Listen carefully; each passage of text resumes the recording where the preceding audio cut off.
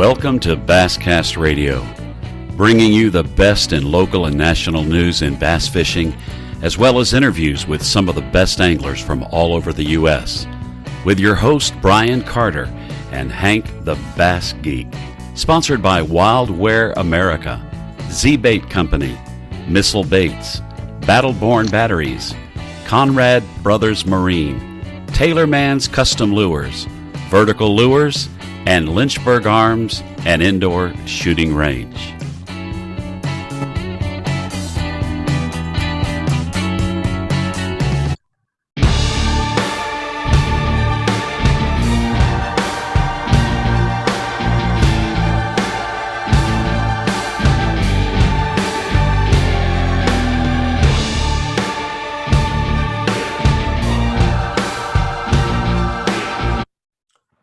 All right, guys, we are back with another great episode of Basscast Radio. For you guys who are watching the video, that is not Bass Geek up there in the left-hand corner. Guys, that's my boy, Mr. Ben Jacobi. What's up, brother? What do you say, big guy? Long time no see. Sucks. You ain't kidding. Before we get the show going, guys, want to talk about a few things right here in my hand. First of all, if you're not following us on Rumble, there it is, rumble.com. It's a lot like YouTube, but a whole lot better. Also, we got to thank some sponsors for making it happen in 2021. Also I want to say a special thank you to Riverwise Fishing for sponsoring the last 4 episodes of Basscast Radio. And if you'd like to sponsor Basscast Radio, just DM us on Instagram, Facebook, media@thebasscast.com. And just say, hey, let's work a deal. We'd like to sponsor the Basscast, and we'll make it happen. But these are the sponsors you'll see down the right-hand side of OutdoorObsessionsRadio.com, and that's where Basscast Radio is stored. Angler's Choice Marine, Dick's Sporting Goods, Lynchburg Arms and Indoor Shooting Range, Battleborn Batteries, Wildware America, Conrad Brothers Marine, Missile Baits, and Lisa L. Lindsay, Associate Broker. Guys, this lady is selling some houses down in South Boston, Virginia. I think she's like broker of the month, the last 3 months. So if you're looking to buy or sell your home, make sure you call Lisa Lindsay and Associates at 434-572-2645. Like I said, guys, man, we want to thank all of our great sponsors. And like I said, we got Mr. Ben Jacobi with us. So, brother, thanks for coming on, man. Yeah, no, I appreciate it, man. I appreciate it. I know I missed a few in the past. I wish I didn't miss, but happy to be here. Yeah, Ben's a busy dude. Guys, I mean, I don't want to tell your life story here, but Ben's like any angler out there. And for you guys who all think that this angler lifestyle is glamorous and it's awesome, and it's like you're going to be put up in penthouses like AVD and all like that. Guys, I had the what was he? 2015, 16. What was it? Forest Wood Cup winner stay at my house, and he still slept in the back of his truck. Okay, I mean that's the lifestyle of a bass angler. I mean, I'm looking for a rooftop tent to put on my truck. Yeah, when you hear guys say you got to make sacrifices, I don't think people really understand. There's a lot more to the sacrifice than people really get. I mean, you hear the guys that weigh in on the professional stage, that you miss birthdays and you miss family events, but it's more than that. It's sleeping in the truck. It's doing things you don't really want to do, but in order to get where you want to be. So there's true. Yeah, there's definitely a lot of them. I'm about to make a pretty big one myself with the whole moving to Florida thing, but to me, it sets up the best opportunity for me to make another big shot at chasing this crazy dream. So it's one of those deals I got to make. I'm gonna have to live with mom for a little bit in the house together, but I'm gonna sell both of our houses in Virginia, and it's gonna give me a little security blanket to take a shot as a boater in the whole season of Toyota Series in the Open. So that is awesome, dude. It's kind of, without it, man, I probably would be, even though I'm doing good and business is great, but to save up enough money to do that out of my own pocket was still going to take me quite a few years. So it just seemed like the right time to just go ahead and go all in pretty much. And that's what we're going to do. I mean, we're gonna rise or we're gonna fall, but we're gonna fight trying. So we're gonna find out. And Ben definitely does it. If you guys don't know, Ben runs his own contracting business, and this man works his butt off. Fishes on the weekends when he can, fishes at tournaments. And by the way, guys, he finished 10th overall in the Bassmaster Opens this year. I mean, as a co-angler, though, respectively. As a co-angler, but it doesn't. Hey, I'll be honest. You say that right there. A co-angler is a hell of a lot harder than an angler, because the man in the front is catching the best damn fish. I mean, I've been a co-angler. I don't own a boat. I ain't got no money for that mess. A co-angler, and you finish top 10 is awesome, dude. Yeah, and I appreciate it. Thank you. Absolutely. And I'm definitely blessed and appreciative for it. And it's definitely a different mindset. Fishing as a boater versus a co-angler, they're two different deals. I got lucky and got some good draws, and it's just weird that the one I stumbled in happened to be here on the James River. I had good boaters both days, but just failed to adjust. Right. But I had a blast on the New York swing of things, man, and I cannot wait to get back up there as a boater. I drug my boat up for practice just so I can kind of get used to the place a little bit, run around and dissect it as I would with my graphs. Mm-hmm. So yeah, I learned a lot of stuff. And I'm looking forward to kind of growing on that and expanding on what I learned and taking my swing at. Oddly enough, I'm looking more forward to getting back up there in a year than to starting a season, in a Florida or Georgia, wherever the season may start. Right. That place has got a special place in my heart already. Like, it's an amazing fishery up there. Even Oneida, which fishes a little tougher, just something about catching smallmouth on spinning gear, man, it's just an absolute blast. I can't get enough of it, and looking forward to getting back at it. So you mentioned, 2022 boater, Toyota Series. What have you learned as a co-angler that's leading you up to this boater thing that says, I'm ready to make the move, man? Well, I mean, as you know, I've been fishing for boaters a little while too in the BFLs, and I've had success there. I started originally as a co-angler in the BFLs, fished for 2 or 3 seasons, I believe. I decided this year just to do the Opens as a co-angler so I can kind of see what up north was like. I didn't have the money to pretty much put all in this year for a boater, and it was really beneficial to go up there, not have the stress as a boater, and kind of really, get to fish up there and see what's all going on. Fishing as a co-angler, man, there's give and take. It kind of unfortunately does depend on your draw a little bit. You can have an unfortunate draw constantly, and while you will still learn some stuff, you may not learn as much. But you need to always, be open-minded and try to learn something regardless of who you draw, whether it's something you learn from yourself during that day fishing or something you learn from him. I've been with, people way younger than me, and I'm always in a student mentality. I've learned something from 16-year-old kids on my boat to 60-year-old guys or women, whoever I fish with. So it's always for me an open mind student mentality, no matter if I'm a boater or a co-angler. I'm a boater and I've learned stuff from my co-anglers. Right. I never try to sit on the front of the boat and think just because I'm a boater in this one, I know what's going on. I know it all. I've definitely been taught a few lessons on the front of the boat as well. But I mean, I guess it can vary on how observing you are. It can teach you patience, it can definitely teach you patience and things of that nature.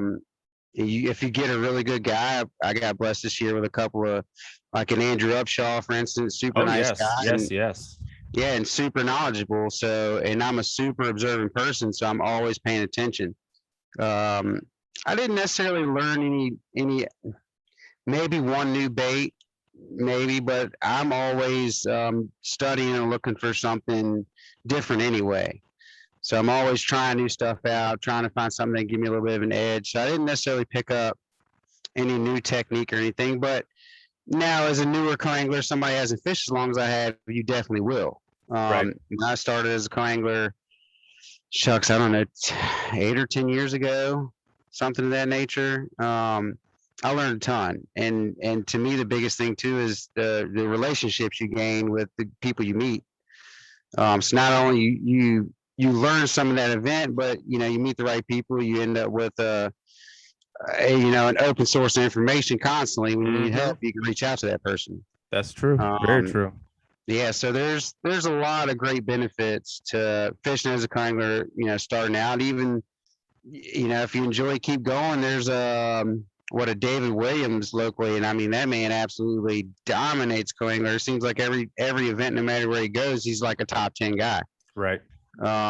He's definitely figured it out. Me, I can do good on the back of the boat, but I sometimes struggle adjusting because I'm somewhat of a power fisherman myself.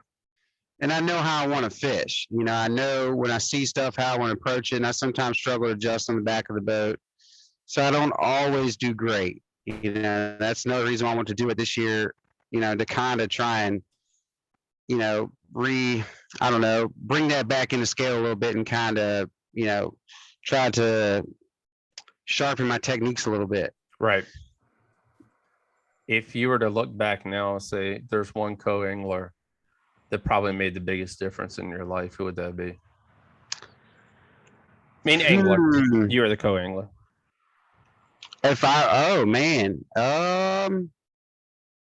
You know, probably Frank Poirier locally. Okay. Yeah, I met him way back when I first started, and fishing has changed my life so much, not only from the fishing standpoint, but just in general. You know, I grew up in a little bit of kind of rougher situation, got in some trouble. So fishing really helped me kind of focus on something else because I'm super competitive. So it allowed me to take my focus off what's bad and what's good. And when I met him, I was kind of right in the beginning of that. And Frank's a super nice guy. So he really kind of, not that he did or said anything in particular, but just the look he set, I forget the word I'm looking for, brain fart. The tone he set as he fished, the professionalism that he had, you know, as we fished. Right. It just kind of, was like, man, not that I idolize him, but per se I did, you know, I kind of looked up to like, man, I want to be that professional. I want to be that awesome. clean cut and handle myself that way. Yeah, because Frank's top class, man, top notch guy. So yeah, that's probably who, because of course I had some messed up draws also. So some guys. Yeah, haven't we all? I've heard many stories about that. Oh yeah, man. So that's why, unfortunately, co-angler can be the luck of the draw deal. I've got buddies that have had unfortunate draws. I've had unfortunate draws. I always try to, fishing as a boater, I try to keep that in mind. And I've done a couple of events where I've turned the boat around and let the co-angler catch some fish because I've had guys do that for me. Even on St. Lawrence, my day one boater, I mean, the dude was smoking them, big ones. And I was trying to give him his distance, and we're fishing the heavy current, and technically there's still that line you don't cast over. And we're fishing this heavy current. If I cast left or right, I mean, half ounce drop shot weight, she was way back here before I could even do much with it. And he knew that. He knew I was giving him the space, and he appreciated it. So about midday, he pulled up to a spot. He's like, man, it's only 3-pounders here. I'm going to give you the first cast of rock pile. So if you respect your guy, man, more than likely, it's going to be tenfold. He's going to show back. It's awesome. You know, you can definitely, because he told me some stories that his guy came in 5th in the Toyota Series a few weeks ago, but they were constantly getting tangled up because he was flipping up ahead of him in the current, and they were getting tangled in drop shots. I'm like, man, I'm not going to do that. I'm just not going to do that. Like, it just, to me, it's not right, you know? Right. So it can, you know, it's very situational. It can go a lot of different ways for sure, but you learn a ton. All right. So this 10th place finish overall as a co-angler, guys, the Bassmaster Opens. We've heard you many times bring up the worst event of them all, your home body of water. That it was. That you would say you would take back. What would you do different, man? What would you have done different? Like I said, I mean, you know, being your home body, you know, you hear it all the time, and you know the Bassmaster brings it up that this such on his home body of water for the Bassmaster Classic, and you know he's gonna have the best chance. Then he flops. I've gotten a bad streak in the opens here because I've fished it now as a boater twice and as a co-angler twice, and I've absolutely gotten my rear end handed to me every single time. As a boater, I rode too heavily on past experience and my wins in the BFLs. Right. You know, I tried to fish the history too hard and force a bite that wasn't there. And as a co-angler recently, man, everybody loses fish. I broke a big one off on day one. I lost a couple on day two. So who knows where that would have put me? You know, we could speculate that on forever, but man, I honestly don't know what I would have did different. Maybe just stuck a sink on my hand all day or something. I don't know, man. I'm honestly not 100% sure. The guys fish fast. Like day one, I was able to fish a little slower, but day two, he fished super fast. And it was just hard for me to adjust. I don't really know what I Right. could have done different. Right. By the time I made a flip, the boat was 30 yards ahead of me, and I'm kind of, Yeah. it's kind of hard to do much. And I get it. He's got a job to do. You know, he's got to catch fish. So it's kind of is what it is. I fished with someone like that one time, and that'll never happen again. Yeah, I mean, I not caught fish. Just unfortunate the ones that I caught were small, and like I said, I lost a couple both days. So Right. I maybe had the bites to finish a lot higher, not by top 10 by no means, but enough to where it could have altered my end of the season points. Right. Right. Because I definitely had some better bites that I lost on both days. So just maybe unfortunate luck that it seems like every time the biggest event comes to James River, it just never goes my way. Even as a boater, it didn't. And I lost good fish as a boater both times when the Northern Open's here and I fished as a boater. So I understand that. Looking back at the rest of the season, which we always have takeaways and thoughts, and you're thinking driving home, I could have done this, I could have done that. Always. What's looking back on things now, is there something you could have changed, or is this something as as a far whole? as far as just the Open series, Yeah, or the just the season in Open general? series. I mean, we're just gonna talk about the Opens. I mean, Well, I learned, like I said, I learned a lot. Because the first one at Oneida, which I guess technically the second event of the season, yes. I'm not used to landing these smallmouth, and you can't use the net and bass. So in practice, I had fun with them. I was catching big ones in practice, but there was no pressure. I didn't really think ahead on, let me get my landing technique straight. So on day one with Burley Langford Jr., I had probably about a 4.5 pounder in my hands in the boat. So I lift her up, set her in the boat, and I go to lip her, and she flops up, line wraps around my life jacket, pops, gone. So I only weighed in 2 fish on day one. Oh, wow. Yeah, so I could have probably finished instead of 11th, we probably would have talked more like your 4th or 5th spot. And it's different to say, well, a big one jumped off, because I had that happen that day too, but I literally had her in my hands in the boat. Oh, wow. So yeah, now I know that, to me, like, when you land these fish, you better grab it like a football and run to the center of the boat. Wow. Like, you put it on your chest and you get to the center of the boat. Because you play around the side of the boat, you're playing, you're risking that, exactly that. Yeah. So that would be one thing. But again, it was a huge learning lesson, monumental. Had it not happened, who's to say I don't go back as a boater in the fish that happens to me in a much bigger event, and that fish cost me much more. Right. So I'll take that lesson for what it was worth. But yeah, I would say that would probably be it. I'll probably go forget that one, because later that day I had a big one jump and spit my drop shot too. But them things, man, them bigger ones, you set the hook on them, especially because we were drifting in heavy wind. Right. You set the hook on a big one that's 20, 30 yards out. If she jumps, whew, it's not a good thing. It's not a good thing, because for some reason their mouths are built so bony, it's hard to get sometimes a drop shot hook set really good from that far out, especially when you're drifting, it seems like. So yeah, I had the bites in that one too, but that's kind of story a lot of my events. I've had the bites to finish higher in many cases, but it'll all come together when it's meant to. Guys, we are talking to Mr. Ben Jacobi. We're talking about his 10th overall finish in the 2021 season at the Bassmaster Opens. So 2021 been a pretty daggone good year for you, brother. Even with some ups and some downs. I mean, this is probably, one of your better years, to be honest. I mean,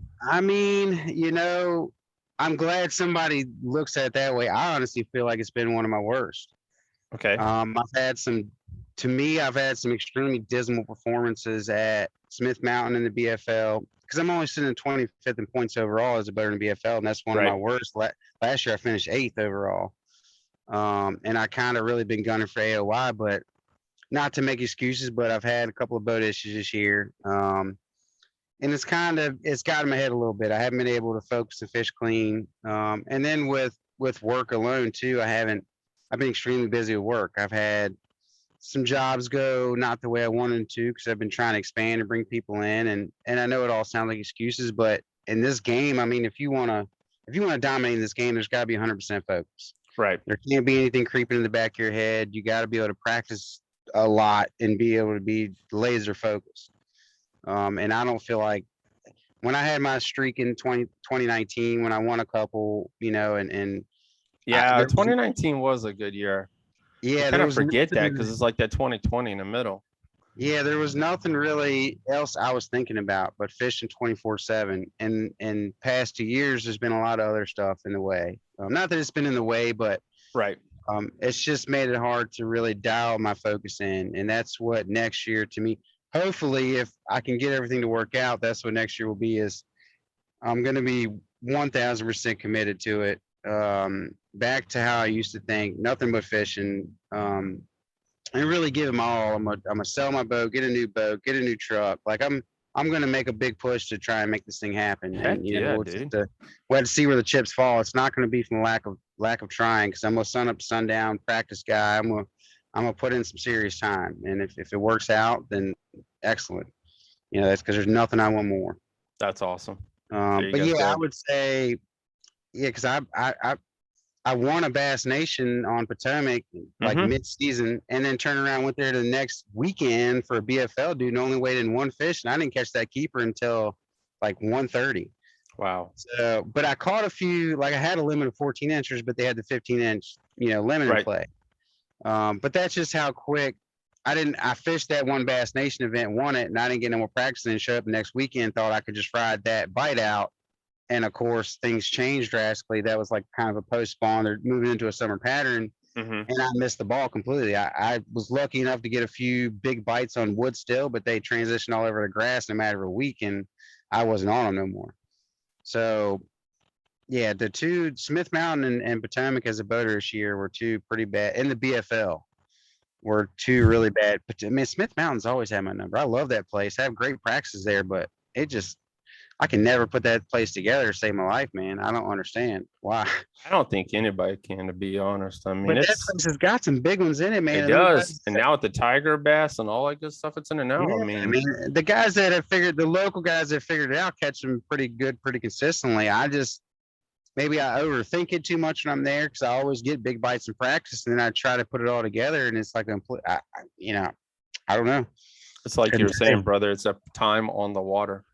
Absolutely. And I don't have a ton of time on Smith Mountain. I only go up there when we have a tournament, and it's a 3.5 hour drive from here. So, or 3 hour. 3 hours. So, I don't get up there as much as I would say I would have liked to originally, but I have caught some big fish up there in practice, man. I've went into tournaments feeling extremely confident that I was going to have 16 pounds plus, and I come back with 1 4-pounder. So it's been a weird one for me. And we came close. We came close this year to getting inside the Bassnation state team qualifier twice. Yeah. But we finished in like 22nd and 24th in both events. We had the bites, but for whatever reason, it wasn't meant to be this year, unfortunately. We did get to see it. That's right. I forgot we did get to see it in our Bugs Island. Yeah, man, I had packed this season up pretty big with the schedule. You had. Because I wanted to go big, being probably my last year in Virginia, and with the boat issues, it really kind of hindered that because I had to step out of Bassnation because my boat was in the shop for about a month and a quarter. Good gosh. Yeah, so I ended up missing 1 or 2, and I was sitting in 4th in points in the Bassnation. I was trying to get that AOY. So I basically had to bow out of that one. So that one hurt too. But it's just kind of the name of the game, I guess, Well, Ben's got some baits he's going to talk about with us, man. He brought us a little show and tell. So I want to let him talk about it. we're gonna hide a little bit of the secrets, but I Can't mean, tell it all. no, I can't. It had both of them. You know, I didn't. I washed, rinse, and repeated at Oneida and St. Lawrence. I threw the drop shot. You know, fishing as a clangler, I've been trying to refine, I guess, my clangler skills. And I always was the guy with way too many rods, trying to catch what he's catching, what he's using.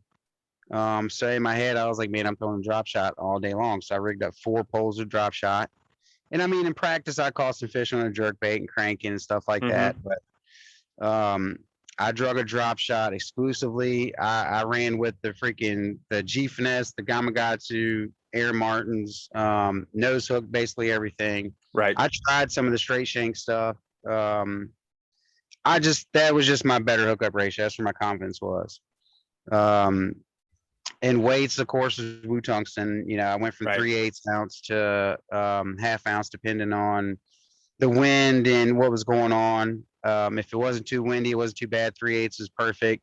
Co-angler seemed a little better for half ounces because you don't have the angle. Because when you're fishing on the front of the boat, your nose is into the wind of the current, and you can manage your bait a little better when you cast. Being on the back of the boat, it was harder for me to manage my drop shot and the current. If we were fishing in heavier current wind, if we were in a not so rough area, 3/8 was just fine. Right. And I caught a lot of fish on a plethora of baits, man. This guy was one of them, the net baits. It's one of the newer ones, the Stumpy Crush, but I actually was using the junior. But I ran out of the junior, so I don't have any more of those. I was using the Elastec Z-Man Easy Shiners, caught plenty on those. For drop shot baits, those two really did most of the damage, I would say.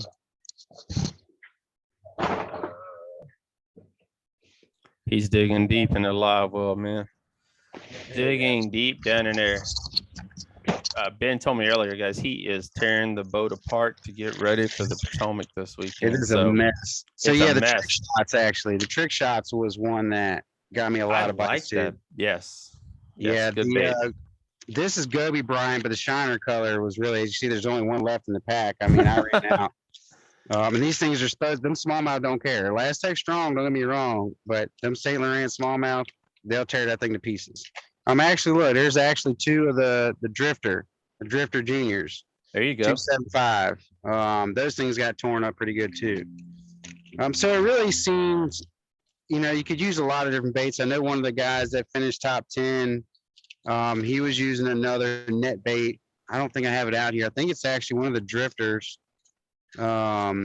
He finished top 10 as a boater. So more or less, I feel like if you match the profile, right, the size, for me, the shiner colors, green pumpkin's always good up there. You get bit on green pumpkin almost always. But shiner colors seem to be a little better for me. They had that lighter brown back and the white belly. But the one that it's a mega bass bait, but I'm not ready to spill. I understand. It's all good. So it definitely was my mainstay in the events. It was one that I used. I pounded it. My boater day one got a little nervous when he hopped on the boat. He looked down. He was like, "Man, that's not cool. You're using the exact same bait I'm using." I was like, "Sorry, buddy." Like, I'll tell you. So it's a really good awesome bait. And I'm sure it's gonna eventually come to. I hope to maybe get 1 or 2 more big finishes off it before the cat's out of the bag, because I think it's just an amazing smallmouth bait. But the realisticness of it is, it's just any small swim bait is good on drop shot, and that's no secret. So do you have a drop shot tied on at every event, Ben? I do. This is what I thought. This is the Denali freaking Attacks drop shot series.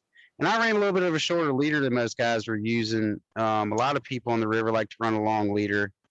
I'm probably at a maybe 12-inch. That's what it looks like from here. And the longer ones got bit also, but I felt like in the heavier current, the fish were down a little tighter, which generally from everything I've learned in smallmouth fishing, that's kind of the case. They're behind boulders waiting for food. Right. Not that they won't come up for a bait, it's just what worked better for me. Um, I tried, I wanted to throw Neds. I know Neds catch them. A lot of baits catch them. But again, like I got, I was getting so many good bites on that thing. It's kind of hard to put it down. It's kind of one of the things why I leave fish to find fish. That's true. I continue to, and to me, in practicing and locating fish, once you have a bait that works and gets bit, if you're going to continue exploring new water, you might as well just use the bait is getting bit. Instead of trying to put something new on, you go to a new spot with a new bait, you don't get bit. You don't necessarily know, if it was the bait or the spot. Right. Kind of how I look at it. So I lived and died by that old drop shot. I caught a few in practice throwing a couple big ones actually, but I didn't think it was going to hold during the tournament because not a lot of guys were fishing shallow. I threw the Kitech Easy Shiner. Oh yeah. Around ferries and stuff on a 3/8, just a 3/8 ball head, nothing special. And caught some good ones doing it. Lost a lot of bites actually out on the lake on Ontario in practice, fishing some grass lines and pockets. Not sure why. Bowed up, think you got them, and just come unplug. Oh wow. Hook sharp as can be, and then you hook until like a pound and a half, and you got no problem hooking them. So I don't know if it's a little bit of flex in the hook maybe because like I said, the smallmouth got such hard mouths. Not really sure. Not sure about that one, but it definitely got some good bites there. That's awesome. All right. So 2021, what's left for you, brother? I don't know. We made an announcement you're going to Potomac this weekend, but yeah, we want to try and make that regional third year in a row, man. That the first year, I don't know if you remember, I had to disqualify myself because I practiced on the wrong day. Mm-hmm. So I was at Lake Norman and I was on good fish and I messed up. And I owned it. And I've managed to make the regionals every year, and we're sitting in 25th right now. So we go to Potomac 25th to 26th. And it'd be really nice to make that day too, man. I don't know why, even though I've had a lot of strong finishes and some first places and top tens and whatnot, I just can't get over that cut. I don't know. I have the cut curse. I don't know what it is. So it would be really awesome to fish day 2 there. Those are kind of like some goals for me. Get the cut down and go after the AOI. But it would be to make the regionals. Really, this year all I have left is that and make the regionals. Right. And the biggest thing now is to get focused to where we get the boat sold, get a truck and everything before the season starts down in Florida in January, which is not far away. Yeah. No, that's not very far away, guys. You think about it. We're a couple weeks out of October, and then the holidays show up and the calendar just seems to get in like fast forward mode. Yeah, no. So it's a stretch. I'm hoping it works out. I mean, if it doesn't, we'll continue to fish what we can next year, but I don't want to take any downtime. Like I don't want to miss anything. I want to keep it rolling, I think it'll happen, brother. I hope so, brother. I really do. And if, like I said, if we can't, if everything don't line out to where we're fishing the opens as a boater next year, it's definitely the following year, 1,000%. But I don't want to, like I said, I don't want to miss any time. I want it to be next year. So we're going to try everything we can to make it happen for next year. Ben, thank you for coming on with us. Thank you for talking with us, brother. Absolutely, man. I appreciate it. And we appreciate having you on. Guys, Ben Jacobi Fishing. Make sure you head on over to Instagram and give him a follow. I know you're on Facebook as well. Is it the same thing on Facebook? Benjamin Jacobi. That's it. Benjamin Jacobi. And like I said, make sure you just give him a follow on social media. Appreciate it. There's, what are we going to call this thing? The trials and tribulations of a local angler. Yeah. Yeah. What are the costs? No, that's what we should title this thing. Because I mean, it's been like this for brother Ben. It's been some highs, lows. Let's hope when you get to Florida, that thing just like balances out. Trust me, I agree. It definitely is. It's the roller coaster of competitive bass fishing, man. I love it. It is. Why you wish that you stay on that top peak the entire time and never come down, realistically, is you're gonna have bad events. You're gonna have them. And probably more than you want to have. What's a part of Florida we plan on heading to? I'm gonna be living in Port St. Lucie. Okay. It's more to get the family together. My brother lives down there. take my mom down there, have the family back together. I know it's not necessarily idealistic for the drive for something I'm trying to do as far as, pulling the boat, but that's irrelevant. Yep. We'll make that work. I'm not worried about that. And it'll give me a different region to focus on. I'll fish some of your Tohos and Kissemees and your Okeechobee and kind of get to dial in a little bit on different techniques. And it should only make me a more well-rounded angler. Go down there and find Scott Martin somewhere. I owe him another beat down. I beat him when I had that competition down there with him when I won that trip, man. He never posted the video, so I got a little redemption. Yeah, brother. Buddy. Thank you for coming on. Thank you for talking with us. We hope to be talking to you really, really soon. And thank you for everything you do for bass fishing, man, and supporting the basscast.com. Absolutely, brother. Likewise, I definitely appreciate it as well. All right, guys, man, we really appreciate Ben Jacobi coming on talking with us today. Dude, like I said, the trials and tribulations of a local angler. There's only one way to say it. I mean, there've been ups, been downs, pitfalls, you name it. But that's what you go through. I mean, even the pros, before they make it to the big, big, big leagues. And even, it's like, NASCAR. You got the top 10. Same with bass fishing, the top 10. The rest of them just get the trickle. And, everybody wants to be in the top 10. That's everyone's goal. I understand that. But like I said, I had the Forest Wood Cup champion here, Mr. Kevin Hawk. I don't know why the name slipped me, who still slept in his truck, by the way. So, and he won like 100, 200, 300, 400, whatever the heck it was, thousands of dollars, still slept in his vehicle. So, we wish Mr. Ben the best of luck. Hope he gets to Florida. Hope he gets everything worked out. And you see him in the Toyota Series in the 2022 season.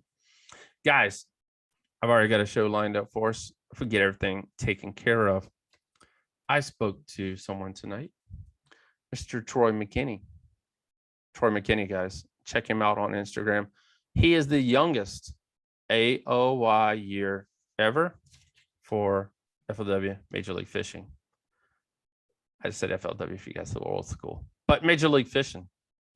And we're going to have this 16-year-old young man on with us next week to talk about the entire year, a look back, goals, et cetera, et cetera. So we really look forward to talking to Troy and getting to meet and know him a lot better and introducing you guys to him. So thank you all.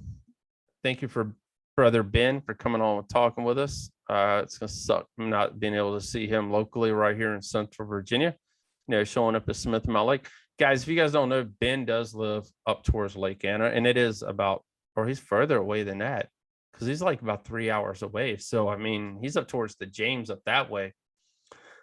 So Ben does a lot of traveling, a lot of riding, and, he loves bass fishing. So if you guys can support him in any way whatsoever, make sure you go check out Ben Jacobi on Instagram, social media, Facebook, et cetera, and give him a follow.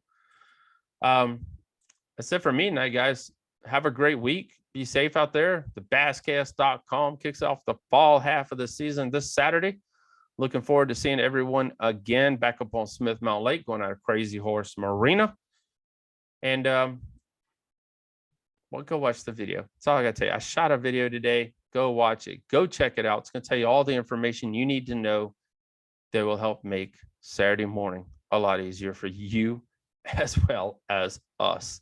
So thank you, everyone. Have a great week. Be safe out on the water. And as always, wear your life jacket and take a kid fishing.